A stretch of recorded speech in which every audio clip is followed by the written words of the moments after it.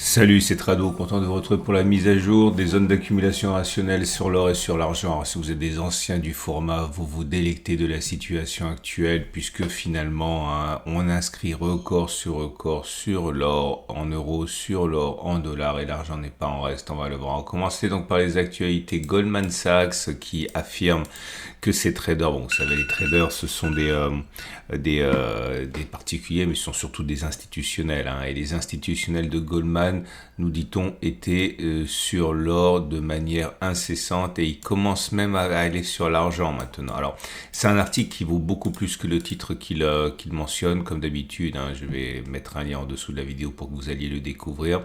Le plus intéressant, me semble-t-il, mais il y a encore d'autres choses, des petites pépites dans cet article, c'est que il montre que contrairement à ce qui s'est passé après l'invasion de l'Ukraine, nous avons un réalignement de leur papier, de leur physique. Clairement, ça veut dire quoi? C'est-à-dire que lorsque la Russie a envahi l'Ukraine, leur physique montait en volume alors que leur papier baissait. Et également l'argent qui était investi. Et clairement, ça veut dire que ceux qui achetaient, c'était les banques centrales, les institutionnels, alors que les particuliers qui achetaient de leur papier, eux, se désintéressaient de l'or. Et ce qui est intéressant, c'est que depuis quelques mois, eh bien, il y a un réalignement. Les deux montent en même temps. C'est-à-dire qu'il y a un engouement institutionnel et un engouement des particuliers. Et tout cela pour dire que cet aliment de planète, comme ça aurait dû l'être, parce que normalement c'est pareil, eh bien ça donne quelque part un second souffle, un troisième, un quatrième, un cinquième souffle, appelez ça comme vous voulez, alors pour progresser encore avec une sorte d'hystérie qui apparaîtrait. D'autres choses encore, mais là je vous invite à regarder l'article. L'argent, pareil, chez les traders de banque, l'argent revient sur la table et pour plein de raisons qu'on connaît déjà dans ces analyses, puisque ce sont toujours les mêmes. Et je vais revenir également sur ça dans cet article qui s'appelle Investing Haven.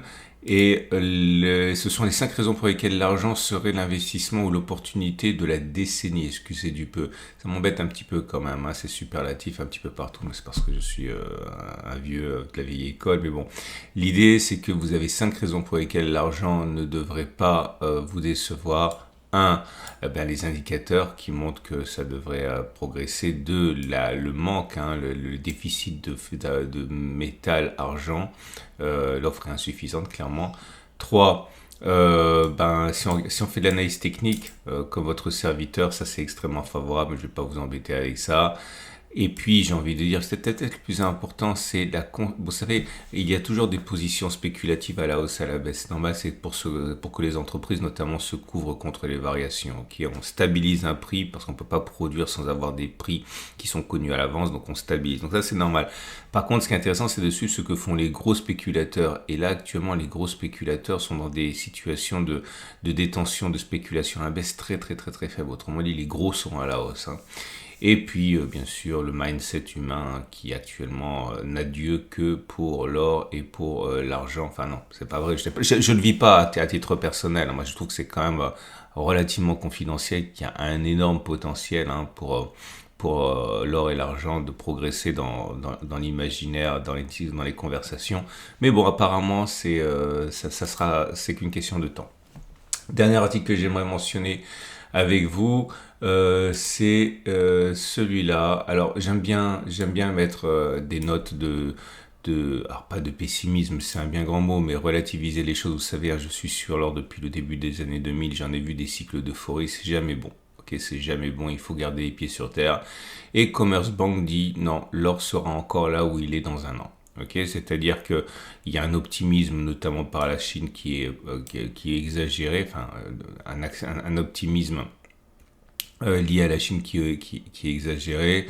Le gros des informations est déjà intégré et voilà, ça sera 2500. Alors pour la fin de 2025, ça sera 2600 $, donc à la fin de l'année prochaine, donc à peu près au niveau actuel. 2600 déjà mi-2025, bref, il dit n'espérez pas trop. Et c'est une bonne chose parce que je vous rappelle que lorsque les cours progressent trop vite, ils tombent. Je vous amène je ne peux pas m'empêcher, je vous amène sur le dernier grand cycle de hausse, c'était en 2020. En 2020, on a perdu suite à la hausse. Combien c'était C'est pas le pire hein, qu'il y ait eu. Hein. On a perdu 20%. Ça nous a pas empêché hein, de récupérer le terrain perdu et de faire des records. Mais je suis en train d'essayer de vous alerter sur le fait que voilà, les arbres ne montent pas jusqu'au ciel, ils consolident avant de reprendre leur altitude. Regardez, 2012, on a perdu 38%. Bon, cela dit, les indices le font aussi régulièrement. Hein, le Nasdaq, le Dow Jones. Parlons pas du Bitcoin qui peut baisser encore durablement. Et regardez, la grosse baisse, elle était là, on est là. Donc je suis pas en train d'être alarmiste, je dis, et je ne vendrai pas une once d'or à titre personnel, mais je dis attention, soyez rigoureux, continuez d'acheter éventuellement, parce que je fais pas de conseils, à la fois en DCA, c'est-à-dire tous les premiers du mois ou tous les 15 du mois, et à la fois en zone d'accumulation rationnelle. Les zones d'accumulation rationnelle, elles arrivent, elles sont visitées. Hein. Là, le truc, c'est qu'on est relativement à l'abri parce que on a latéralisé pendant des mois et des mois, donc on est bon pour faire une impulsion, ok. Mais on va faire cette impulsion, on va aller là où on doit aller, puis derrière ça va consolider avant de faire ce qui est attendu de l'or. Mais il y aura des consolidations, soyez prêts également pour ces consolidations-là, n'investissez pas uniquement qu'en dessert. Ok, voilà, j'espère que j'ai été très très clair. Parce qu'on me pose la question évidemment. Non, je ne vends pas d'or, je garde l'or. 2, je pense qu'il y aura des consolidations. 3, je pense qu'on va aller plus haut. Je ne peux pas être plus clair que ça. On passe aux zones d'accumulation rationnelle. L'or libellé en euros qui est inscrit record sur record, je l'ai dit. On est à 2380. Prochaine zone d'accumulation rationnelle, 2325, 2295. De toute manière, vous avez largement le temps d'accumuler.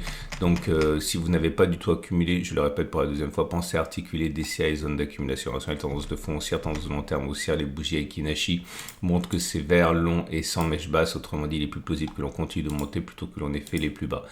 Je passe alors en dollars qui également inscrit des records absolument hallucinants. Record sur record. Zone d'accumulation rationnelle 25,74, 25,46. Petite précision, les zones d'accumulation rationnelle qui ont été exploitées, vous voyez, les dernières elles sont là. Après, en fait, ce sont des zones qui n'ont pas été exploitées. Et donc à partir de là, vous devez vraiment, si vous voulez pas rester sur le quai, je le répète, articuler DCA et zones d'accumulation rationnelle. Je le dis depuis, des semaines et des semaines. Hein. Il faut faire les deux parce que si jamais c'est stratosphérique, funiculaire, il n'y aura pas de consolidation pour les zones d'accumulation rationnelle. Hein. Je vous rappelle que si vous voulez acheter de l'or et de l'argent, vous pouvez passer par mon site, vous paierez moins cher. Si vous allez sur mon site Tradosaur Trading, vous avez le lien en dessous de la vidéo et que vous cliquez ici, vous avez une prime réduite pour passer par mon partenaire au coffre. Je suis client au coffre, on travaille ensemble depuis la création de coffre. Vous avez une page spéciale rien que pour vous ici, pour poser vos questions, on vous répond en priorité et vous payez moins cher. N'hésitez pas et n'oubliez pas que au coffre a lancé il y a quelques mois son service d'achat de Bitcoin et d'Ethereum. Il est très souvent sur les bons coups.